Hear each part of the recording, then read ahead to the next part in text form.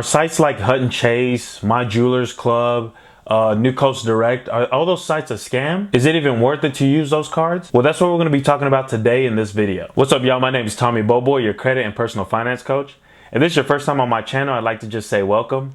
Typically on this channel, we're going to be talking about credit and personal finance. So if you're interested in improving your credit or achieving financial freedom, be sure that you hit the subscribe button down below so you don't miss any of my future videos. So are the Hutton Chase cards or the New Coast Direct, My Jewelers cards a scam? Not necessarily, okay? I wouldn't say that they're a scam. I would say it's a specific type of usage, right? These cards are typically targeting people who have lower credit scores, right? So you wouldn't qualify for a regular credit card, depending on your score, maybe the lack thereof. Maybe you don't have much of a credit history or you haven't built up your credit file, then this card is also going to be targeted towards you. So I wouldn't necessarily say that this card is a bad card or these cards are bad for you. It's just they have a specific use case, and it really depends. You really just want to make sure that you're only using them if you really need it. Because some of you guys don't need it and you just apply for it because you hear the credit limits, when the point of these cards is not to use the credit limits, it's just to have them on your credit file. Now, in terms of the best use case, there's really just two reasons that you'd want to be using any of these store cards, the My Jewelers Club and so on and so forth. The first reason is if you have a really high credit utilization. Basically, that really means is that you're maxing out your credit cards or you have a lot of debt on your credit cards. Basically, I think it's 30% of your score is your credit utilization. So that means they look at how much you have in credit available. So let's say that you have 10 credit cards that have a limit of 100 each, right? That would mean $1,000 of available credit. Now, if you use a total of 500 of those $1,000 available, then your credit limit is technically 50%. Or your credit utilization is technically 50%. So that's kind of how the banks are looking at it. So you just want to make sure that you always keep that limit as low as possible, preferably below 10%. But the best is if you can keep it to 1 to 2%. I pretty much try to pay off my cards every month so I don't have to pay any interest, but it really depends on how you're using those cards. Now, if you have a high credit utilization, right, you're maxing out a lot of your cards. The benefit of these store cards is that you can add these store cards to your credit report, and what it does is it adds you a quick, for example, like the My Jewelers Club can add you a $5,000 credit line.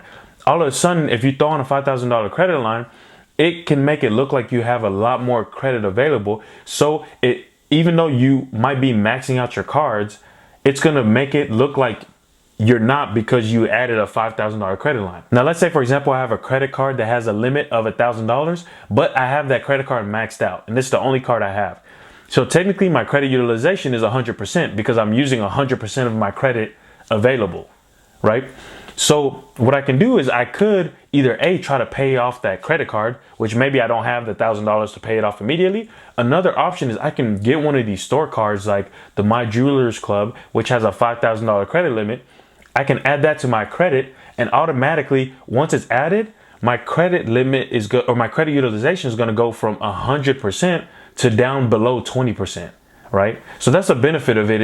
It's really good, especially if you have so much debt and credit cards that you're not able to pay it off immediately. You can throw on one of these store cards to just kind of balance it out while you're continuing to pay down your credit cards. Now, if that makes sense to you, be sure to throw a like on this video so I know that I'm at least explaining that correctly. And if you've ever used any store cards before, in the comments down below, let me know what types of store cards you've used and what kind of results you've seen with them. The second benefit is if you don't have a credit file at all, right? Let's say you just now starting to try to work on your credit. You've never had a credit card before. You don't even have a car loan, anything on your credit. Then it's the My Jewelers Club card is really good, and those other store cards, they're all really good because what you can do is you can get approved pretty easily, right? It's like a 95% approval rate or something ridiculous like that. And you're able to get approved really easily, really quickly, and you're able to just throw on a 5K credit line immediately on your credit, which is going to do wonders for you. So people tend to apply for that card also if they don't have that much credit. That way it can show that they have a large credit limit that they have access to, and it makes it easier for banks to approve you for other types of credit cards as well. Now, if you're not in one of those two situations, then it might just make sense for you to just try to immediately apply for a low tier card, right? One of those beginner cards that are fairly easy to get approved for. Try to apply for one of those first and see if you get approved.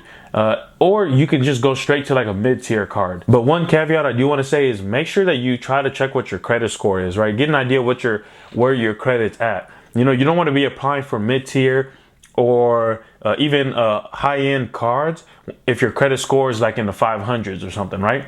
You want to kind of, based off of your credit score, use that to gauge what types of cards you should be applying for. And one other last note is these store cards shouldn't really be held for long periods of time.